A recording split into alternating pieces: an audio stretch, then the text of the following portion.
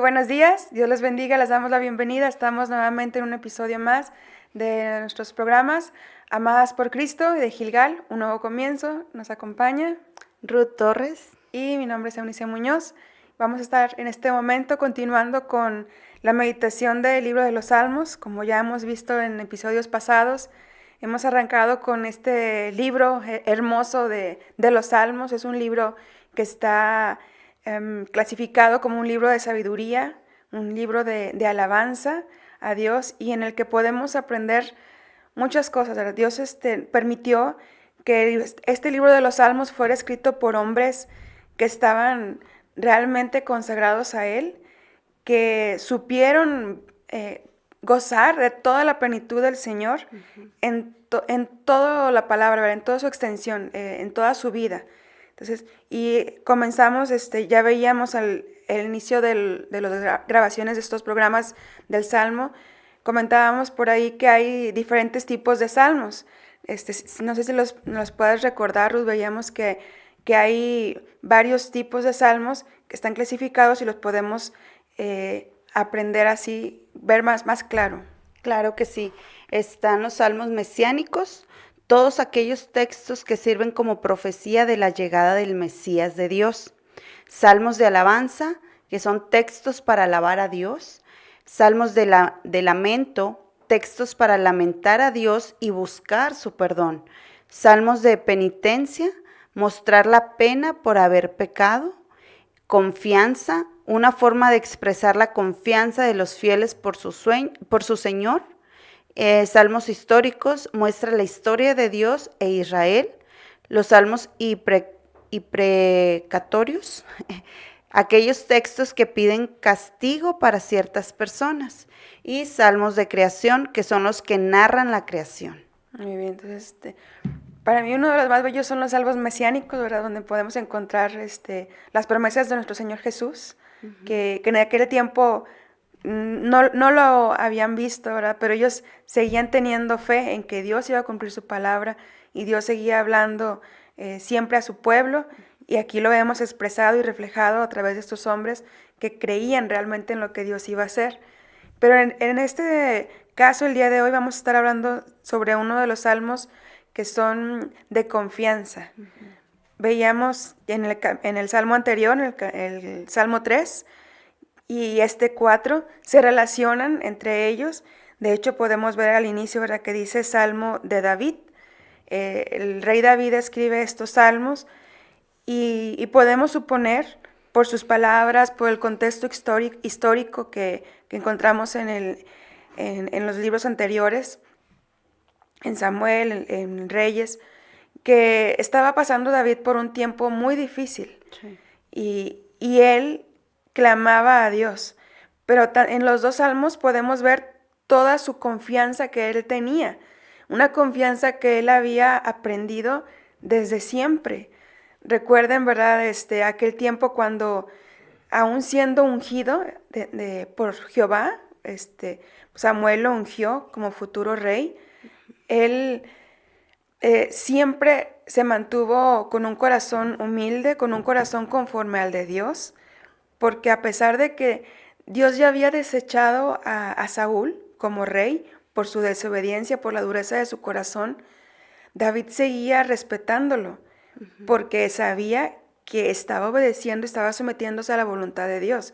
Sabía que Dios tenía un tiempo y que ese tiempo iba a llegar, y que mientras él iba a estar confiando en todo su provisión de Dios. Y aun cuando Saúl mismo le perseguía, David confiaba en Dios. Él a veces tenía que estar escondido en lugares, pasar hambre, ¿verdad? Pero él seguía poniendo su confianza en Dios, y también veía él mismo cómo Dios le iba librando de las batallas, ¿verdad? Él podía palpar, podía ver y disfrutar lo que era la confianza en Dios. Y aquí lo vemos también reflejado en este salmo.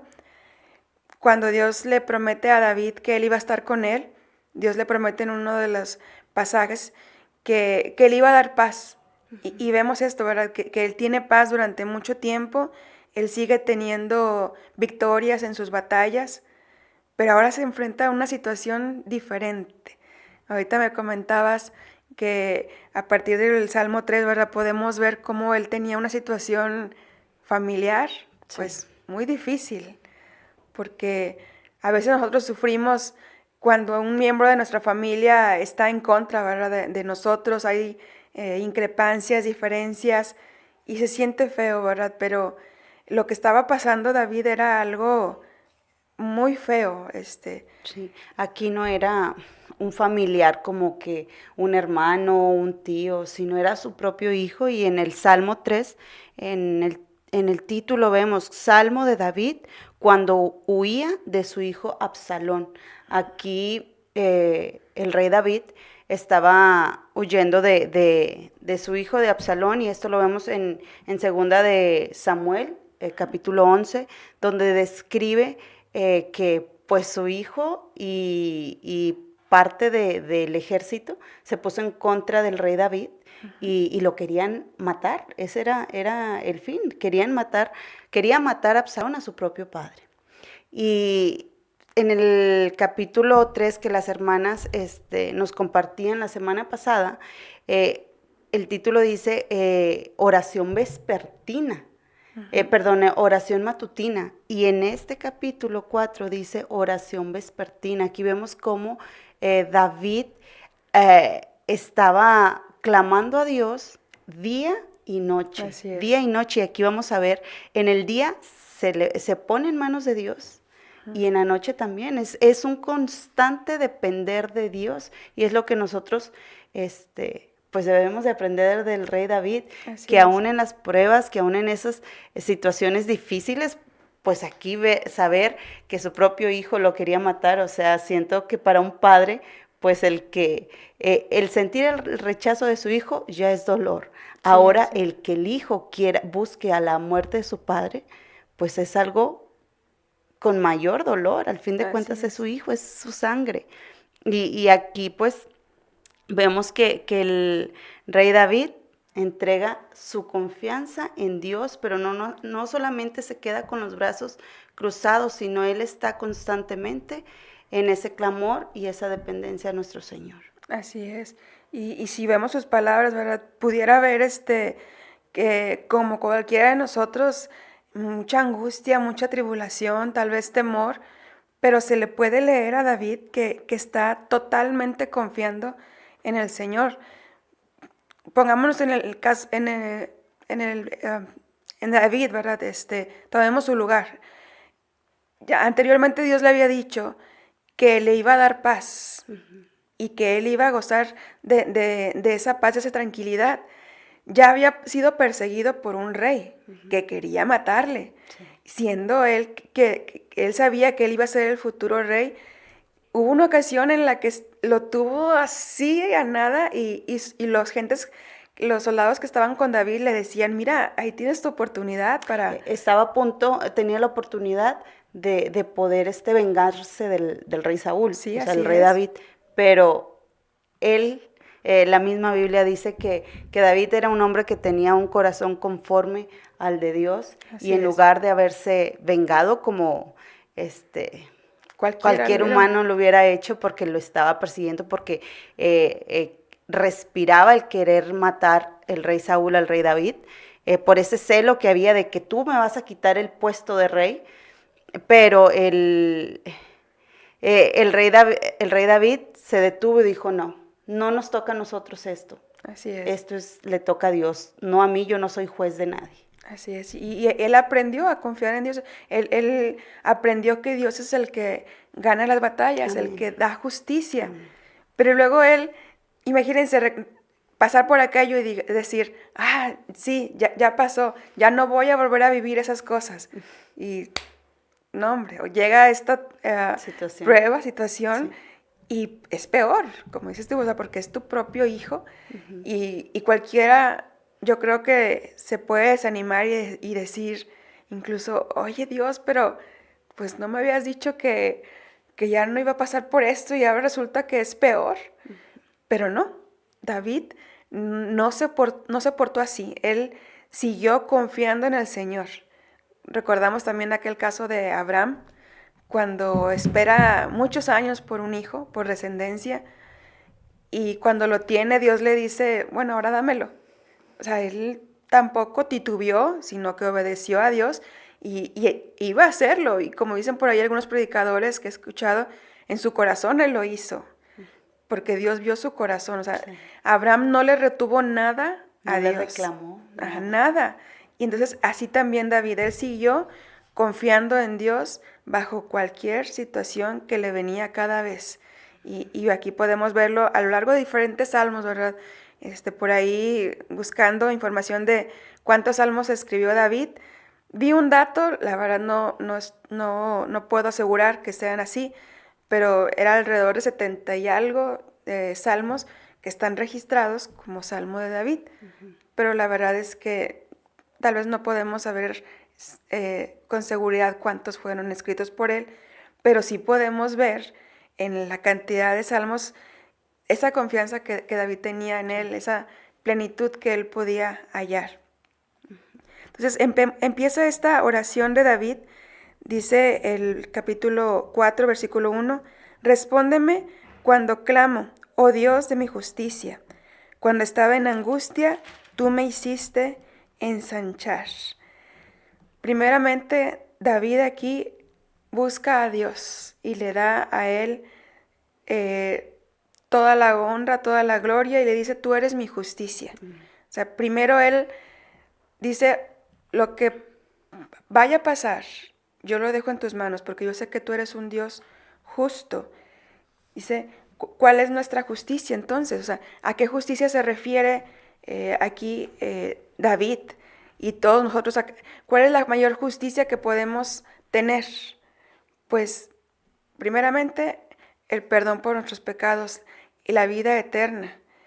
El hombre probablemente uno de sus mayores necesidades es el sentirse con justicia. Sí. Y lo vemos en nuestra nación, todas las naciones del mundo, se instituyen leyes, jueces, para tener justicia, porque todos queremos eso. Pero vamos a ver qué nos dice por ahí en Isaías 42. Ahí podemos ver acerca de la justicia que Dios nos promete. Porque podemos, nosotros como humanos, como hemos tratado de entender lo que es una justicia, a veces el hombre entiende justicia como un castigo pero Dios no se refiere a eso como justicia. Si lo tienes, Sí. ¿puedes leer por favor del 1 al 4? Claro que sí. Isaías capítulo 42. He aquí mi siervo, a quien yo sostengo, mi escogido, en quien mi alma se deleita. He puesto mi espíritu sobre él, y él traerá derecho a las naciones. No clamará, ni alzará su voz, ni hará oír su voz en la calle. No quebrará la caña cascada, ni apagará el pábilo mortecino. Traerá el derecho en verdad. No desmayará ni se desalentará hasta que establezca en la tierra el derecho y las costas esperan su instrucción. Ahí está. Aquí está hablando de nuestro Señor Jesús. En esta versión, el versículo 2 dice, no gritará. O sea, el pueblo esperaba y todas las naciones esperan como justicia, pues un carácter rudo. Recio. Sí, Fuerte. recio, fuerte, exactamente, pero Dios dice, no, ahí no está, como también vemos en un pasaje de la palabra de Dios que dice que lo buscaba su siervo en un fuego y te buscaba en el trueno, pero no estabas ahí, o sea, porque Dios no es eso que nosotros creemos como justicia, sino que la justicia de Dios es paz, trae paz a nosotros. Dice, continuamos ahí en el Salmo 4. Versículo 2. Sí, dice, ahí mismo en el 1. Dice, cuando estaba en angustia tú me hiciste ensanchar, ten misericordia de mí y oye mi aflicción. Aquí podemos recordar todo lo que David pasó y cómo él iba cada vez disfrutando de las victorias que Dios le daba. Y como David también hacía justicia también a lo que Dios hacía. En el caso de Saúl, de su familia, la familia de Saúl pues tuvo un final pues trágico, muy, muy difícil, lamentable, y todo eso por la desobediencia y la dureza de Saúl. Pero David enamora a Dios, enamora a Saúl, busca hacer justicia con la familia del rey. Y recordamos, ¿verdad? Ay, se me fue el nombre. El hijo de Jonathan, Sí. ¿verdad? Sí. Ahorita se me acaba de borrar Sí. el nombre, pero lo busca a alguien desesperadamente para darle bendición, para estar con él, para darle lo que le corresponde. Mefiboset. Gracias, Mefiboset. Es que traía el nombre Melquisedec, sí. Y yo, no es Melquisedec. Mefiboset, sí. El hijo de Jonathan, ajá, a quien David, pues, concede, pues, busca, o sea, hubo alguien que quedó de la familia del rey David, uh-huh, porque, pues, la familia, como dices, tuvo un, pues, se destruyó, pero fue también por consecuencia de la desobediencia que le tuvo a Dios y fue, pues, consecuencia de sus actos. Y ahí es donde el rey David entra y dice, pues yo recuerdo esa amistad, ese amor que tenía con mi amigo Jonathan, y quiero ver cómo puedo yo ayudar al que haya quedado de esa familia. Uh-huh, así es. Y David actúa así porque él aprende de Dios. Uh-huh. O sea, es resultado de estar continuamente en ese comunión amor con Dios. Sí. O sea, él aprende, como dicen, ¿verdad? El hijo aprende del Padre, y Jesús lo dijo, las cosas que hago yo es porque las hace mi Padre, uh-huh, lo que yo digo es porque lo digo de mi Padre. Sí. Entonces David también aprendió de Dios justicia y él practicaba también justicia y él se llenaba siempre de bendición cada vez que él gozaba de la misericordia de Dios, como dice aquí en el versículo 2. Después, continuando aquí en estos pasajes, del versículo 2 al versículo 5, vemos cómo David se dirige ahora a los hombres, al mundo, ¿verdad? Yo imagino a David hablando con Dios y acordándose de los demás, y empieza también a darnos... Recordando de cómo los demás estaban pues injuriando o estaban diciendo cosas falsas de él, uh-huh, y él en su oración recordaba tal vez esas palabras que le decían las personas y venía a su mente y le pedía a Dios. Tal vez no estaban las personas ahí enfrente, pero él en esos momentos de oración a Dios le rogaba que lo defendiera de esas injusticias, uh-huh, de esas palabras falsas que hablaban de él, y eso se lo pedía a Dios, tú hazme justicia, Padre. Así es, y fíjate, los salmos son precisamente alabanzas que se cantaban. Dice al principio, antes de que empiece el versículo 1, dice al músico principal sobre Nehirot, Salmo de David. Y estaba yo ahí buscando qué significaban estas cosas. Y es como si fuera, se lo voy a mandar a esta persona, uh-huh, que está encargada de este tipo de instrumentos. Cuando yo empecé a buscar sobre esto, dije, ¡ay, qué padre, qué bonito! A mí me gusta mucho la música. Estudié en una escuela de música y ver que hay un orden aquí, uh-huh, musical. Dije, wow, qué bonito. Tienen un orden, y entonces esto lo escribe David y se lo pasa a esta persona, y esta persona, que es un director musical, lo pone como canto, como canción. Entonces se iba a cantar. Este salmo se iba a cantar. Cuando leemos que el pueblo de Israel cantaba alabanzas, pues probablemente alguna vez cantaron este salmo. Entonces, fíjate que sí, en su tiempo, mucha gente lo cantó, pudo leer estas palabras y pudo ser ministrado por David, como lo somos nosotros ahora. Uh-huh. Entonces dice ahí, ¿verdad? Hijos de los hombres, en el versículo 2, ¿hasta cuándo volveréis mi honra en infamia? La honra que Dios tiene, que Dios le da a David, es la que cualquiera de nosotros puede tener. ¿Por qué? Porque ahora, fíjate, fuimos rescatados, como dice su palabra, de un lodo horrible, pegajoso, del que no podíamos salir. Como cuando vas caminando bajo la lluvia por un tipo de tierra y se te queda el zapato ahí pegado. Así estábamos hundidos en el pecado. No podíamos por nuestra propia voluntad salir de ahí. Y eso era deshonroso. Imagínate, dice Apocalipsis que Él nos va a dar vestidos blancos. ¿Cómo nos veríamos con un vestido blanco en el lodo? No es agradable.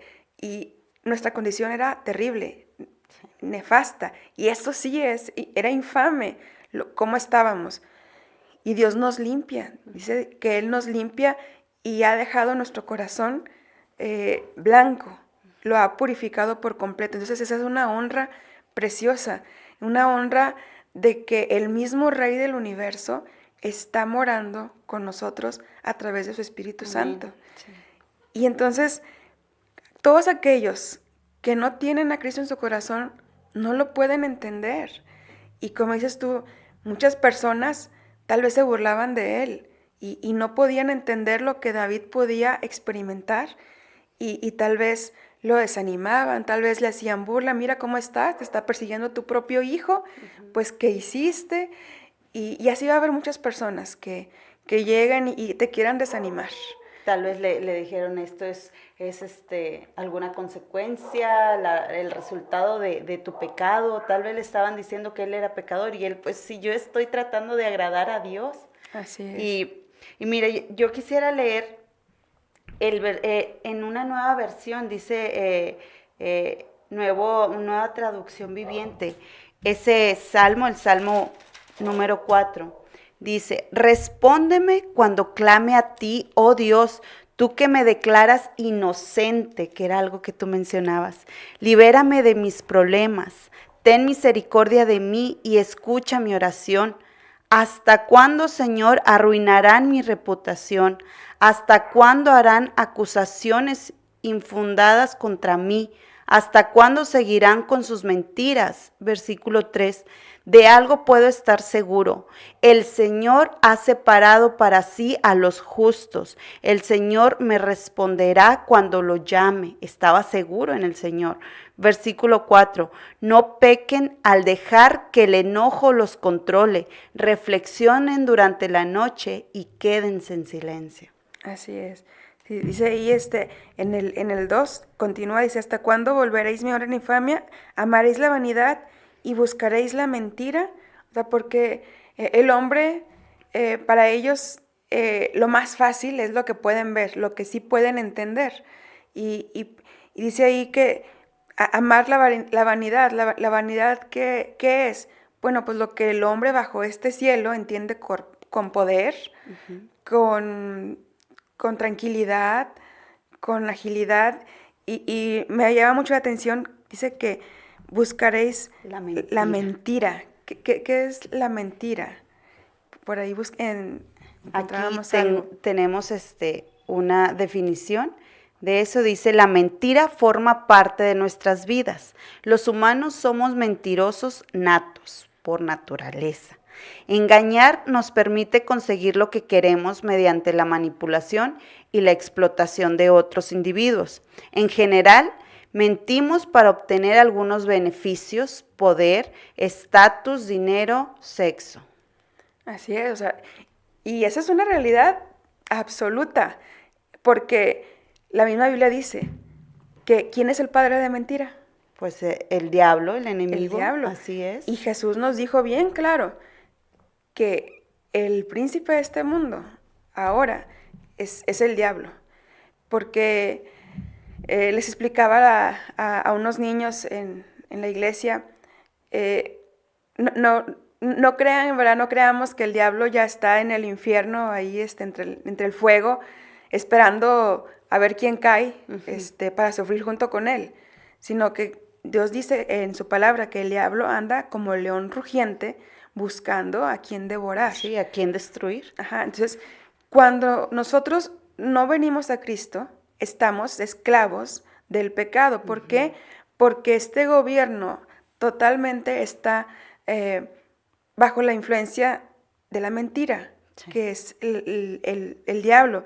El diablo nos engaña para no creer en lo que dice Dios. Lo hizo desde el principio con Adán y Eva. Les dijo, no es cierto, no vas a morir. Era una verdad. Morimos, porque cuando dejamos que el pecado entre, entra la muerte. Porque dice que la paga del pecado es la muerte. Es la muerte. Y el diablo sigue todos los días convenciéndonos de que engañar para lograr lo que tú quieres, pisotear a otros, ignorar, que todo eso, si te resulta para bien, es bueno. No importa cómo llegues, como dicen, el fin justifica los medios. Y no es verdad. Entonces, la gente ama la mentira porque es una salida fácil, es una salida fácil, tal vez por eso es que aman la mentira, o es algo que no les va a costar, pero no te va a traer nada bueno, nos estaríamos condenando nosotros mismos al estar engañando a los demás, o los que nos engañamos somos nosotros mismos, porque para Dios nada es oculto. Ajá, somos como esos perritos que a veces están dentro de su casa, de su jaulita, y están ahí enojados y la puerta está abierta. Uh-huh. Y ellos están ahí tristes y desde adentro te están gruñe y gruñe y no salen, están ahí nada más. Bueno, Dios dice que Él nos dio libertad, libre albedrío. Uh-huh. Entonces Dios nos dio esa libertad para poder clamar a Él y ser libres. Sí. Libres de este imperio que es un imperio de mentira, de engaños del diablo. Entonces, ¿cuándo, dice David, hasta cuándo vas a darte cuenta que si clamas al Señor, serás libre? Uh-huh. Y dice ahí el 5, tú lo leías, ¿verdad?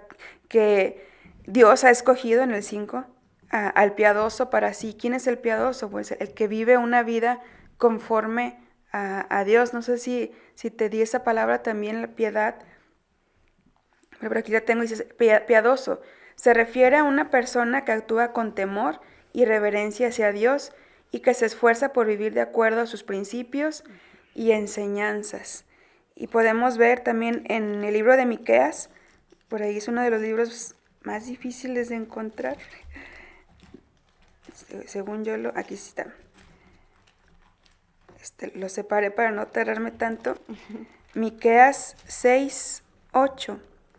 Dice, oh hombre, Él te ha declarado lo que es bueno, y qué pide Jehová de ti, solamente hacer justicia y amar, misericordia y humillarte ante tu Dios. Entonces, si vivimos una vida así, estamos viviendo una vida de piedad, estamos siendo piadosos porque estamos, como David, buscando siempre agradar a Dios conforme a su voluntad y no conforme a lo que yo creo. Y luego continúa ahora ya para cerrar programa, esta primera parte. Dice el 4, temblad y no pequéis, meditad en vuestro corazón y estando en vuestra cama y callad. Y luego dice ahí Selah, es una palabra que también me causó ruidito, así de qué significa esto. Y lo hemos repetido en 2 veces, está en el 3, 2, perdóneme, y el 4. Y es como una exclamación, como una forma de decir, detente y ponte a pensar. O sea, todo esto que te le acabo de decir, toma una pausa y medítalo, ponte a pensar y reflexionar en todo esto que te estoy diciendo, en lo que tú eres, en lo que pasa, en quién es Dios. Y veíamos también que aquí en el 4 dice, temblad y no pequéis. Podemos recordar cómo también en otra ocasión nos dice Dios en su palabra, airaos, pero no pequéis. O sea, no permitamos que el enojo nos domine. Más bien, ¿verdad? Cuando alguna situación pase, detente, ¿verdad? Tal vez te vas a quedar así como dice aquí temblando, pero ese temblor que sea para que te tranquilices, no contando hasta 10 porque eso no funciona, si lo que funciona es que deposites tu confianza en Dios, ¿verdad? Que le sigas a Él. Dice, y guardar silencio, ¿verdad? Que dice, ofrecer sacrificios de justicia y confiad en Jehová. Tú sigue haciendo lo justo, aunque te parezca difícil, aunque te parezca imposible, pero sigue confiando en el Señor y vamos a dejarle hasta aquí y para continuar en el siguiente programa. Así es. Dios les bendiga. Muchas gracias, Dios les bendiga.